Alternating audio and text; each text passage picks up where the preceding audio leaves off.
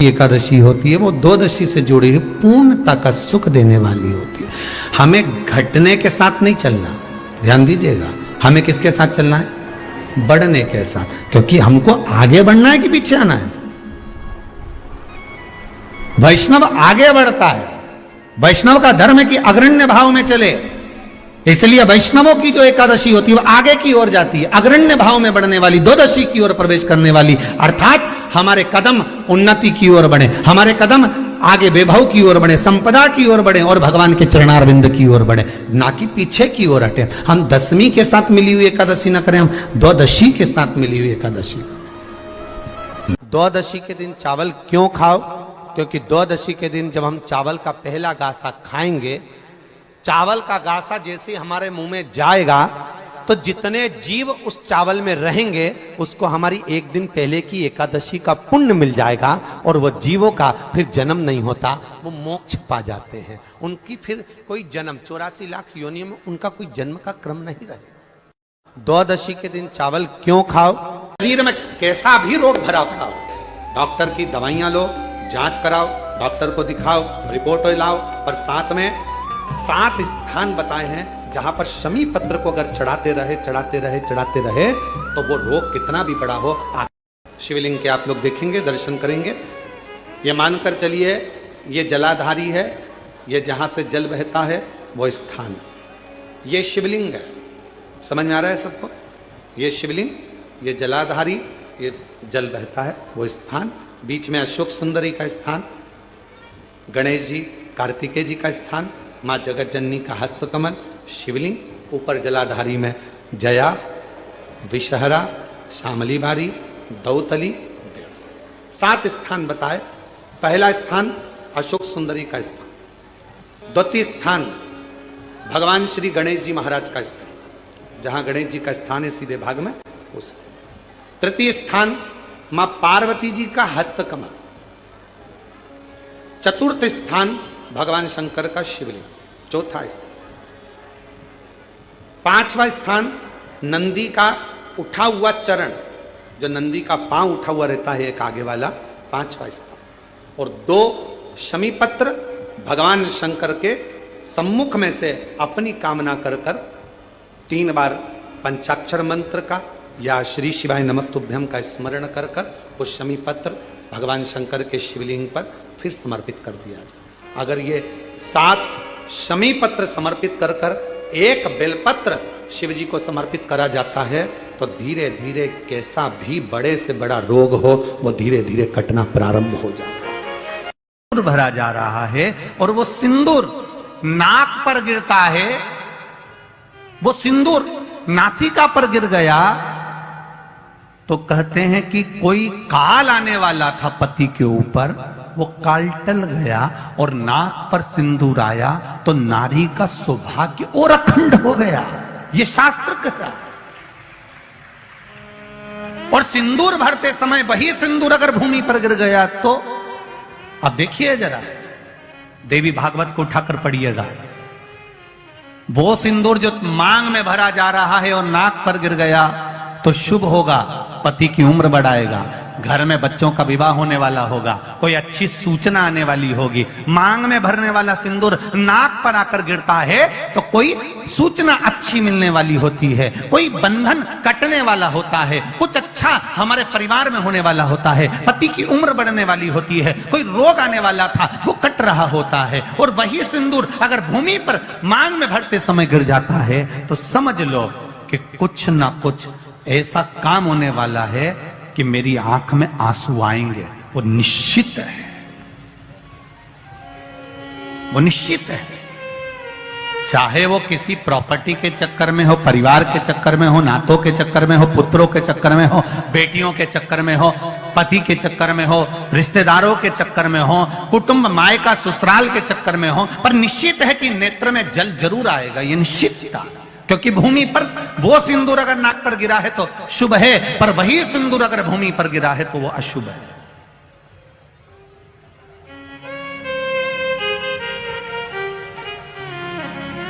बहुत ध्यान देना जरा, प्रसाद शिव महापुराण की कथा चल रही है। संपूर्ण देशवासियों की मेरी माताओं से निवेदन है मेरे इन भाइयों से निवेदन है, उसको जरा ध्यान से सुनना। आप सालासर बालाजी गए, आप मेहंदीपुर बालाजी गए,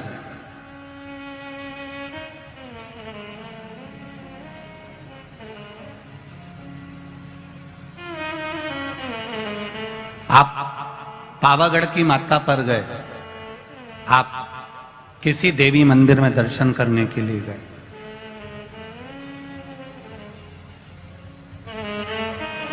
वहां से उन्होंने हनुमान जी के मंदिर का सिंदूर लिया और तुम्हारे माथे पर लगा दिया। समझना जरा कथा को बहुत अच्छे से। उन्होंने हनुमान जी का सिंदूर लिया, तुम्हारे मस्तक पर लगा दिया। अब मस्तक पर आपने अगर सिंदूर लगाया है और हनुमान जी महाराज का या देवी जी का या भगवान का सिंदूर आपके मस्तक पर लग गया है, तो वो सिंदूर कम से कम शास्त्र कहता है 2.5 घंटे तक आपके मस्तक पर रहना चाहिए। कितने घंटे तक रहना चाहिए? जम के बोलो जरा। 2.5 घंटे तक रहना चाहिए। कारण क्या है? भगवान के चरण का अगर कोई कुंकू या सिंदूर हमारे मस्तक पर लगाया गया है, वो 2.5 घंटे तक रहे, उसके बाद उस सिंदूर को किसी नैपकिन, कपड़ा या अन्य चीज से पोंछ देते हैं। पोंछने के बाद वो गलत जगह पर टंग जाता है, लोग उसका गलत हाथ का प्रयोग कर लेते हैं। वो जितनी जगह गलत जगह जाता है उतना दोष हमको लगते चले जाता है। इसलिए उस सिंदूर का क्रम है कि कोई पुष्प है, उस पुष्प से उस सिंदूर को लगा लिया जाता है, कोई पत्ती है उससे सिंदूर को लगा लिया जाता है, उस पुष्प को फिर विसर्जन में, अगर विसर्जन में नहीं रख सकते तो अपने घर में जो गमला होता है जिसमें पौधा लगा होता है, उस पौधे में उसको डाल दिया जाता है, जिससे वो सिंदूर उसमें मिल जाए और हमारे घर में सदा रहे। पर हमने कोई टाविल, होटल में ठहरे तो होटल के टाविल से पोंछ दिया, कहीं ठहरे थे तो दीवार से पोंछ दिया, कहीं लगा दिया, उसका दोष है, उसका दोष। कितना सुंदर बात कहा गया है। नारी मस्तक पर मांग में सिंदूर भर रही है, नाक पर गिरा शुभ है, जमीन पर गिरा शुभ है। जमीन पर गिरा वो शुभ है, पर मांग का सिंदूर नाक पर आया।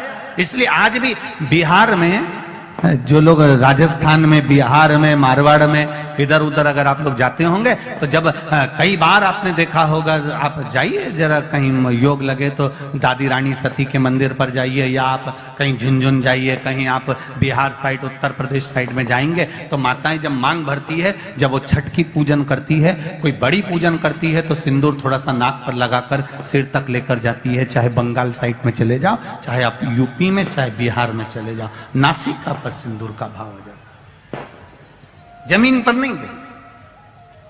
चंचुला देवी जो पात्र लेकर जा रही है जल का, वो जमीन पर गिरता है। चंचुला देवी दूसरा पात्र उठाती है, फिर भगवान के मंदिर में पूजन करने जाती है। आपने उठा लिया, बाल्टी में से पानी भरा। कई लोग शंकर जी के मंदिर में पानी चढ़ाने की जल्दीबाजी होती है, तो बाल्टी में से पानी उठाया, पानी भरा, इतने में डालने जा रहे थे और बाल्टी में वो लोटा जो है, वो जल का पात्र जो है, कई बार हाथ से फिसल कर बाल्टी में गिर जाता है। मतलब समझो उसके पीछे कोई कारण हो सकता है। पूजन की थाली में लगाया हुआ पानी का पात्र, तुमने थाली ली, कपड़ा ढक दिया, लेकर जा रही थी, वो पानी थाली में लुढ़क गया। कारण क्या है? चंचुला देवी बार बार जल भगवान शिव को समर्पित कर रही है, जल चढ़ाने के लिए जाती, 2-4 दिन अच्छे निकलते, फिर वो पानी हाथ का गिर जाता है। चंचुला देवी के मन में तो कोई भाव प्रकट नहीं हुआ। पूजन कर कर कर कर कर कर थक गई चंचुला देवी, पर महादेव प्रकट नहीं हुए। महादेव ने ये नहीं कहा कि मैं तुम्हारे पति के लिए पार्वती जी के साथ में जोड़ा बांधकर बैठ जाता हूं और तुम्हारा जजमान पद मैं ग्रहण करता हूं। ये शंकर भगवान नहीं बोले चंचुला देवी से, एक बार भी नहीं बोला, शब्द ही नहीं बोले। और जब चंचुला देवी बार बार जल चढ़ा रही है, शिव प्रकट नहीं हो रहा है, तब चंचुला देवी के मन में भाव जागृत हुआ, तो तुमरुका जी के पास में गई। बाबा तुमरुका जी के चरणों में जाकर निवेदन किया,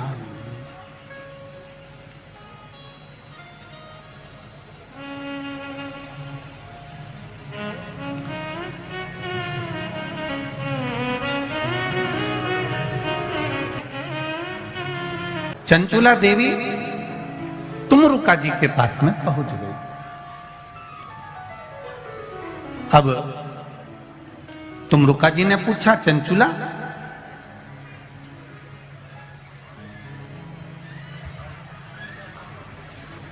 तुम यजमान ढूंढने के लिए गई थी शिव महापुराण के लिए, किसी को जोड़े से बिठाना है, आप ढूंढने गई थी, कोई मिला? चंचुला देवी कहती हैं, मैंने पार्वती जी से पूछकर शिव जी की आराधना करी, भगवान शंकर को जल चढ़ाया, शिव जी की पूजन करी, पर शंकर भगवान प्रसन्न ही नहीं होते, प्रकट ही नहीं होते। कारण क्या है? तुमरुका जी ने कहा, तुम्हारे पूजन करने से शंकर प्रसन्न नहीं हो रहे? नहीं हो रहे। कारण क्या है? पता नहीं।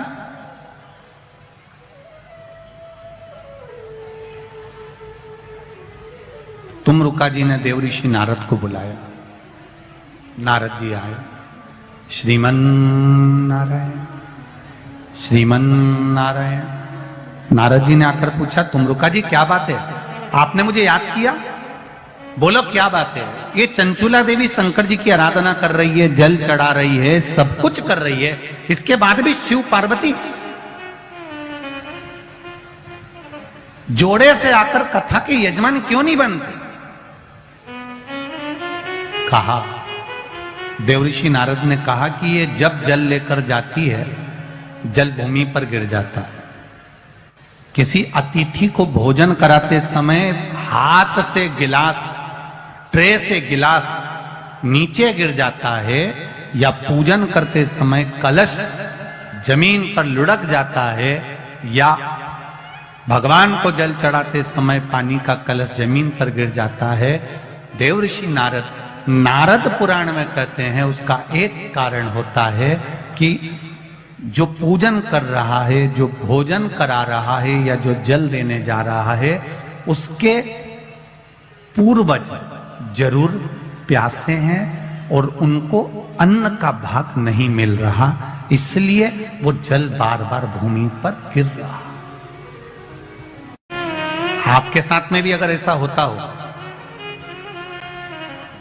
आप मंदिर में जा रहे हो और पानी लुढ़क गया, कलश छूट गया, गिलास किसी को पानी का दे रहे थे, छूट गया, समझना हमारे पूर्वज, हमारे पितर, हमारे कुलदेव, हमारी कुलदेवी, हमारा स्मरण, कोई प्यासा है, कोई भूखा है, वो हमसे कुछ मांग रहा है, इसलिए हम उसको तो प्रसन्न नहीं कर पा रहे और दूसरे को प्रसन्न करने में लगे। हम कई बार कथा में कहते हैं, आज फिर कह रहे हैं, घर में धर्म पत्नी विराज रही है, घर के अंदर धर्म पत्नी रह रही है, तो कभी भी उससे प्रसन्न होकर बात नहीं करता, और ना जाने फोन पर जब भी बात करेगा तो चेहरे पे स्माइल रहती है। चंचुला देवी को मालूम पड़ गया, देवऋषि नारद ने कह दिया, जरूर इसके घर के पूर्वज, बिंदु को जल नहीं मिला है, पूर्वज को जल नहीं मिला, जरूर कोई बात है, क्या करा जाए? देवऋषि नारद ने कहा, अब यह बात तो तुमरुका जी बता सकते हैं कि शंकर भगवान पितरों को कैसे संतुष्ट कर सकते, पूर्वजों को कैसे संतुष्ट कर सकते। पर कभी तुमने शंकर भगवान पर जरा ध्यान दीजिएगा, भगवान ब्रह्मा और भगवान विष्णु को सबसे ज्यादा प्रिय है खीर, आटा सिका हुआ का जो सीरा बनता है, पंजेरी बनती है, वो भगवान ब्रह्मा और भगवान विष्णु की प्रियता है, भगवान सत्यनारायण जी की प्रियता प्रसाद। देवी को प्रिय है चना, हलवा, सीरा, पूड़ी। सरस्वती जी को, राम जी को, दत्त को, भगवान नारायण को प्रिय है केसरिया भात।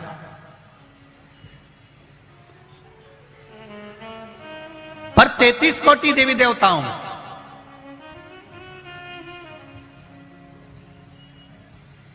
केवल एक भगवान देवाधिदेव महादेव ऐसे हैं जिनकी प्रियता केवल बेलपत्र और पंचामृत भगवान ब्रह्मा जी का जो कटा हुआ सिर है, उस शीश से, भगवान ब्रह्मा जी का शीश से बड़ का पेड़ उत्पन्न हुआ। उस बट वृक्ष की भी मूलता हमारे यहाँ शिव महापुराण की कथा करती है। जब घर में अधिक मात्रा में क्लेश होता है, बहुत ज्यादा मात्रा में, कहीं पति पत्नी का तलाक चल रहा है, केस चल रहा है, भाई भाई में लड़ाई चल रही है, बहनों में लड़ाई चल रही है, परिवार में अगर क्लेश चल रहा है, तो हमारे यहाँ बटकेश्वर महादेव का पूजन किया जाता है। कौन से महादेव? जम के बोलो जरा, बटकेश्वर महादेव।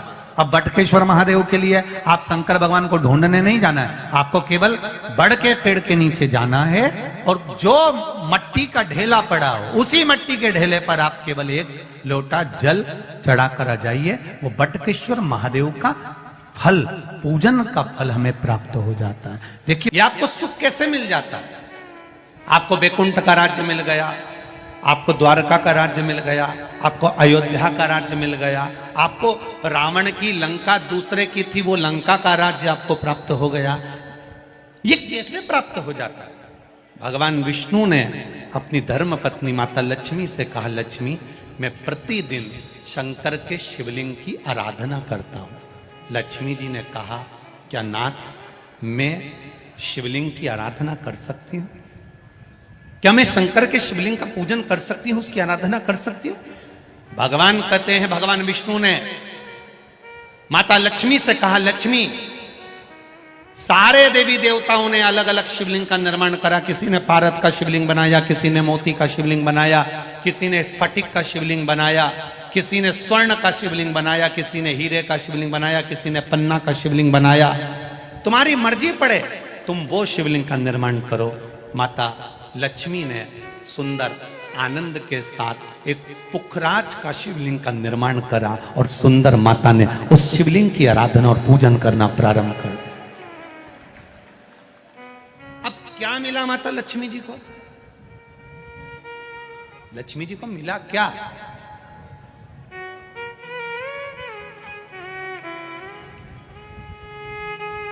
क्या प्राप्त हुआ माता लक्ष्मी जी?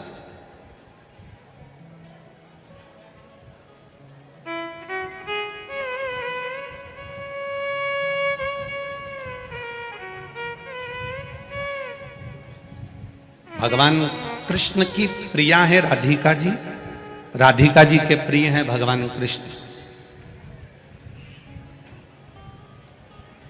राम जी को बीच में कुब्जा भी मिली, सुपनखा भी मिली, पर मेरे नारायण को बहुत कुछ प्राप्त हुआ, पर आज भी लक्ष्मी जी को क्या मिला है?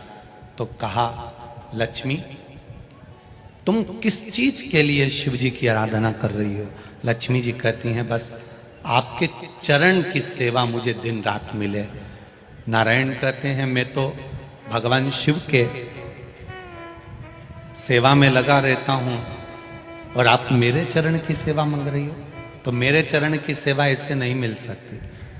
कोई देगा तो वो देवाधिदेव महादेव ही दे सकते। घोर तप माता लक्ष्मी ने करना प्रारंभ करा। शिवलिंग का स्नान कराती, शंकर भगवान का अभिषेक करती, शंकर भगवान की पूजन करती, शिव जी का सुंदर आनंद से श्रृंगार करती। मेरे देवाधिदेव महादेव, मेरे काल अधिपति महाकाल राजा, मेरे विश्वनाथ भगवान स्वयं उस शिवलिंग में से प्रकट होकर बोले, लक्ष्मी तुम्हें क्या चाहिए? लक्ष्मी जी कहती हैं, प्रभु आपने मेरा विवाह नारायण के साथ तो कर दिया, पर नारायण दिन रात आपकी सेवा में लगे रहते हैं, तो उनके चरण मुझे नहीं मिल पाते। शंकर भगवान ने कहा, मैं वचन देता हूं लक्ष्मी, तू नारायण के चरणों में सदा विराजमान मिलेगी।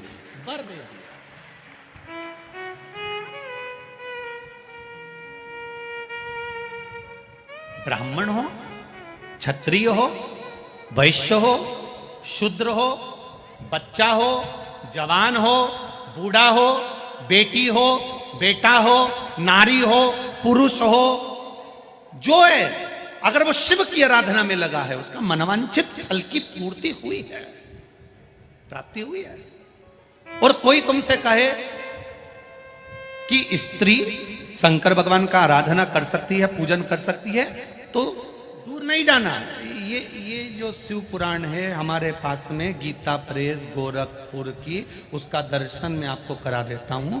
ये शिव पुराण गीता प्रेस गोरखपुर की है, तुम भी बाजार से लेकर आना। इसका 73 नंबर का पेज निकाल कर पढ़ना विद्येश्वर संहिता में से। उसमें लिखा हुआ है, जो नारी शंकर भगवान का स्नान कराती है, श्रृंगार करती है, पूजन करती है, वो संसार सागर से मुक्त होकर मां पार्वती की परम सखी बनकर विराजमान होती है। यह विद्येश्वर संहिता का है।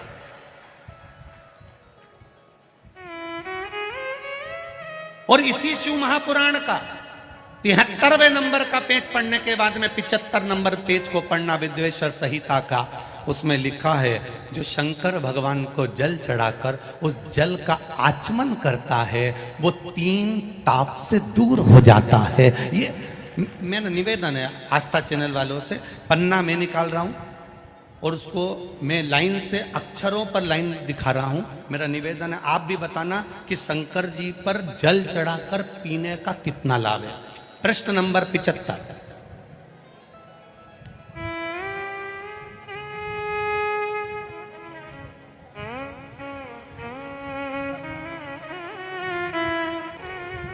आस्था चैनल से निवेदन है, और आप सब भी एलसीडी पर ध्यान देंगे, और अपने अपने मोबाइल पर भी, जितने लोग टीवी पर कथा सुन रहे हैं वो, मोबाइल पर सुनने वाले वो, जो लोग कहते हैं शिव जी पर जल चढ़ा हुआ नहीं पीना चाहिए, उसके लिए मेरे वेद व्यास जी लिख रहे हैं, पेज नंबर 75 विद्येश्वर संहिता।